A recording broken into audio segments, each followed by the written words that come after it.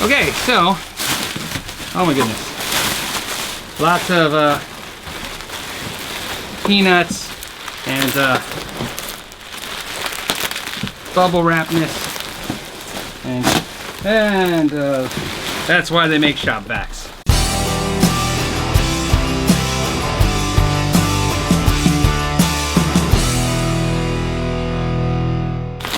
You know, I appreciate when I say, hey guys, make sure you pack your stuff well.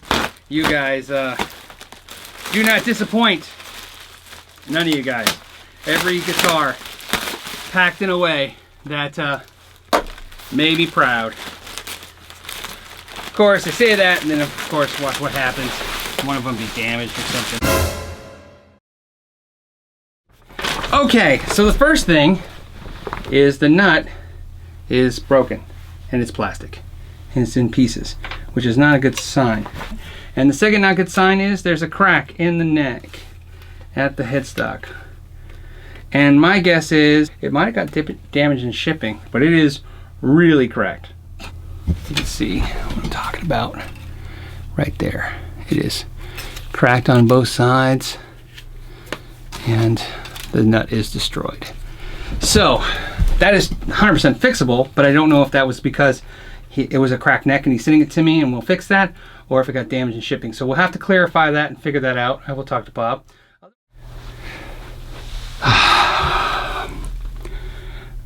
Okay, so I talked to Bob, and he said that basically, no, the guitar wasn't damaged before he shipped it. It looks like it got damaged in shipping. And after looking at it, that looks like what's happened. It looks like they probably threw the box downward, and when it hit the ground, it probably caused force, the guitar being in a gig bag, to snap the headstock. So the headstock is broken. As you can see, I'm going to show you right now. That's a pretty significant break. Bob, being a really cool guy, in fact, he owns a Know Your Gear t-shirt, and so does his son, as you can see in this picture right here. True supporter of the channel. And if you guys know, there was 5 winners, and one of the winners was going to be picked from the Patreon t-shirt category, and Bob was the winner. So it kind of, you know, not only is it bad luck that it happened, but it happened to one of the bigger supporters of the channel. So he said he felt bad, which is funny. I don't know why he would feel bad, but he made a claim, and he had it insured for $100. So FedEx paid the $100 without question. He showed him the video that you basically saw. Bob sent me a check for $100, plus he added $100 for my time and effort. Here's the issue that I came across, and hopefully you guys out there will relate. He sent this guitar to us to make it better than it was, to improve it, to sharpen it, so to speak. And now what's going to happen is we can fix this, and I can do all the repairs, which I'm going to do, but I can't do refinish work. So I'm not a refinisher. So I have a refinisher that I deal with. However, if you guys can imagine, even if I deck this guitar out, when he gets it, it's very likely that he, you know, will love it and he'll be happy, but it won't be better than it was. It'll be some improvements on it and a headstock that's been fixed and glued, and it won't have the value it ever once had. So I thought about that long and hard, and I go, what can we do? So I worked on this for a while. I found the exact same guitar. It took some work, and when I mean exact same guitar, these are both 2008 Epiphone custom shop deluxe, custom, not deluxe, custom Les Pauls, and almost identical weights in every way. If anything, they're maybe off by a few ounces, but they're almost identical in every way. In fact, the only thing that's really different is the new one is slightly in better condition. It looks like it's got just a little less scratches, a little less dings. Not that this was in any bad shape at all, but this is the better of the two. It's a great specimen. So here's what we're going to do. And by the way, right now, Bob's watching this video. He's finding this out just like you are. So we're gonna take this guitar and we're gonna give it to Bob. So we're gonna trick out the brand new one. And we are not gonna cheat you guys and not repair the other one. What I'm going to do with the other one is we're going to repair it. I'm not going to have it refinished. I'm going to show you how I would repair it at home, or without having a finishing expert with me. We'll do all the repairs of that guitar, and then we'll donate it. We'll do something with it. We'll maybe help some kid out that wants a good Les Paul. So we'll trick that out. That'll be another episode, and it will be coming up. But today's episode, we are going to take this guitar that Bob said that he bought, but he never loved because it never sounded that great. We're going to do this one slightly different. This one, we are going to do the modifications to the way it plays, put strings on it, we'll do a sound comparison, then I will put the new electronics in, and then we'll do another sound comparison. So we'll compare them two. And the reason is because a lot of you guys are asking for comparisons. The problem I have is if I play this one with the old strings, and then even if I put new electronics in with new strings, a lot of the sound will be the new strings. So we're gonna make it to where they have the exact same strings. We're gonna keep it as really consistent. The only thing you won't be able to do today, unfortunately, is you will not hear this guitar with its original hardware. But I don't think the hardware is gonna make that much of a difference to the sound that you can hear through YouTube. It's gonna be a tuning stability thing. So we're gonna replace some hardware and then do the sound sample, then put in the electronics, do the sound sample. Let's do it. Here's the problem I have. This guitar cost about $400. I took the $200 he gave me, I added $200 to it. That kind of ate up the budget for doing the repairs. But luckily for Bob, I was able to kind of ask some companies to help, and they did. Now, if right now you're thinking he's probably gonna do a shameless plug for GraphTech, you're absolutely right, because they deserve it. They are basically, in these videos, they have covered almost half the costs of doing these modifications of guitars. I didn't have to ask them. They volunteered that. That is no joke. If you guys have been following this since the inception of the Sharpen My Axe, it was on a live broadcast, and GraphTech happened to be watching it, and they suggested it. So of course, they have made this possible. That being said, what are we gonna do? Well, we're gonna replace the nut, of course. We're gonna get that plastic nut and get a Tusq Nut in there, and that's will be in the description down below. We're gonna be using a Resomax bridge to upgrade his bridge. Now, this is something I've talked about before. We did this when we talked about the Gretsch guitar. What's nice about these bridges is you order the component that fits your guitar exactly. You can do that, and I will put those links in the description for this guitar in case you have an Epiphone Les Paul. The odds are every Epiphone Les Paul will be generally the same, so you shouldn't have a problem. These are locking bridges, and they have like a magnet that holds them in place. Now, if you've seen a lot of videos where I talk about Pater's tape and all these ways of holding this down so it doesn't fall off, well, this bridge doesn't have that problem.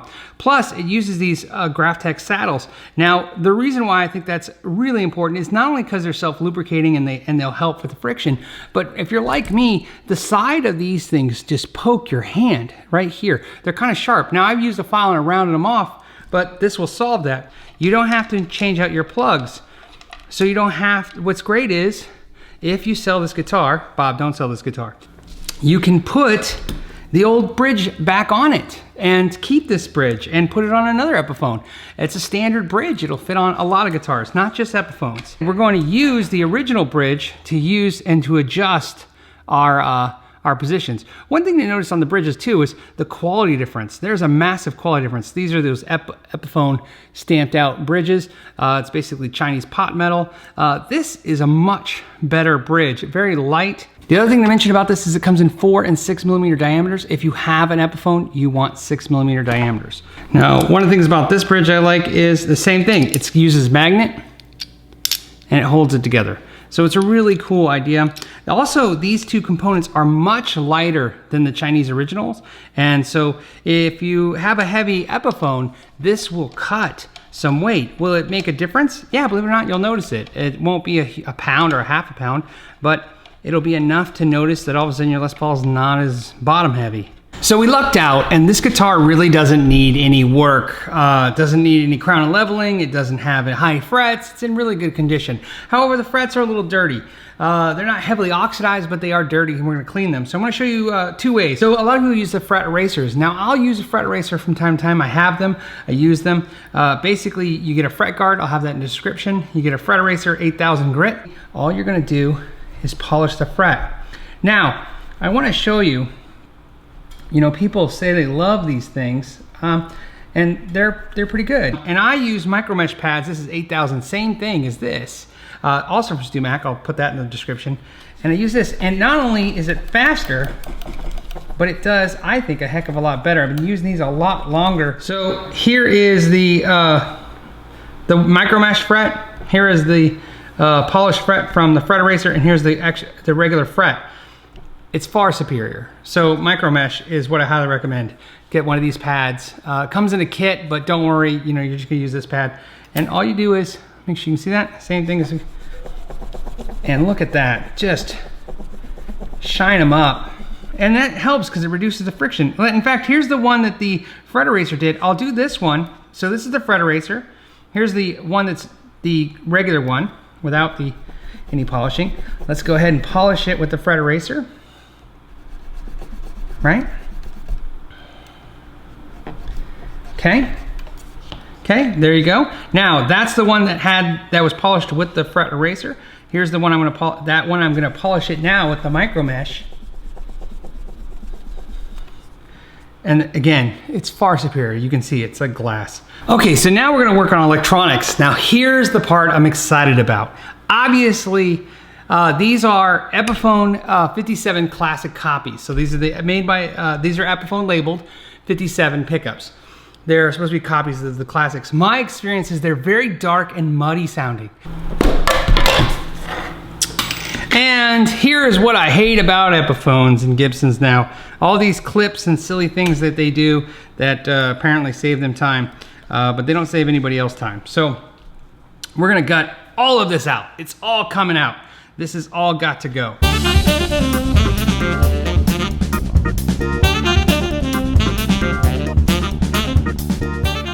And this is the crap we don't want anymore. I bet you're wondering what we're gonna do now. Mark from Dark Moon decided to hook us up. And I mean really hook us up. So let's start. First of all, not only did he make us a set of his amazing handcrafted pickups. And these are his PAFs. So they have that vintage Les Paul sound that are gonna just make this guitar amazing. He also hooked us up with the complete guts, including Sozo capacitors. Everything is basically ready to go. This is gonna be a very fast wire. I don't even have to wire everything together. I just have to connect the things together. You can see it's already put in a template, so it's drop-in ready here. So if you get one of these from him, this is how it comes. So it's every component you need, down to the output jack, to the three-way switch, to the electronics, to the pickups, all goes in, all top-of-the-line components.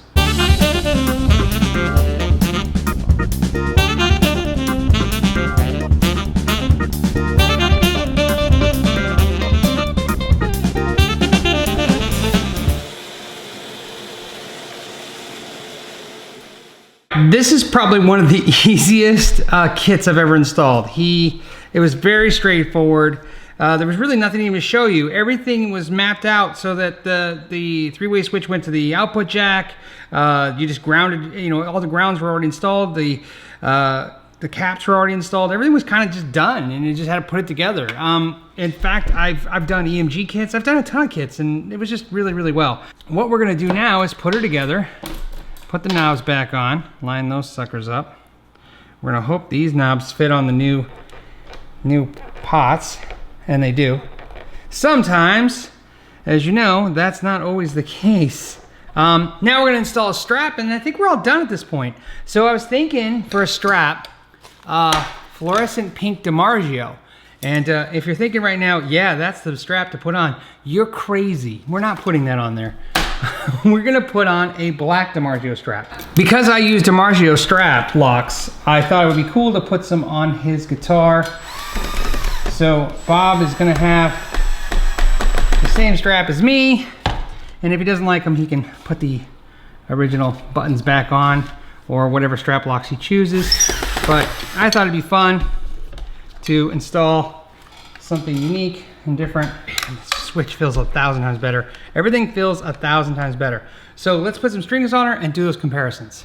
Okay, so she's all strung up. She's ready to go. If you notice, I got the antenna going here. It's because I'm gonna keep these same exact strings, these 10 gauge strings on when I put the new electronics in. So let's just get into the sounds. I'll give you some cleans, then some dirties, and then the new guitar.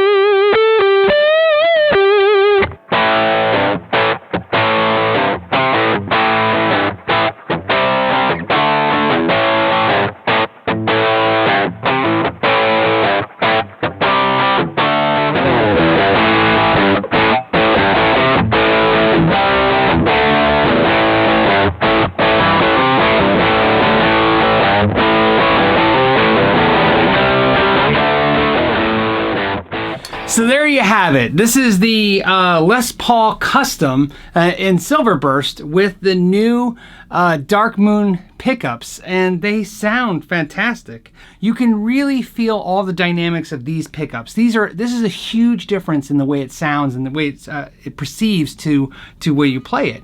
You know, you just feel like there's a lot more going on. Definitely feel like I have more harmonic overtones, which gives you kind of more inspiration to play some stuff. So I really enjoy the pickups a lot. I want to thank GraphTech and Dark Moon for helping me with this video, and I hope Bob likes his new Les Paul. New pickups, new bridge, new nut, new strap locks. But there's one thing you can do to a guitar to make sure that it doesn't break a headstock. Well, Bob, you're getting a brand new Epiphone Les Paul fitted case. So it's going to go in this case, and we'll see what FedEx can do to it this time, but it should be safe with double boxed and in a case. So it should get to him safe. As always, I want to thank everyone who sent me their guitars and let me have the opportunity to do this. All of you for supporting this kind of endeavor. This was our kind of a thank you to everyone for 25 million views. And I thought that was fun to pick one for every 5 million views we received. And as always, I want to thank you so much for your time. And until next time, know your gear.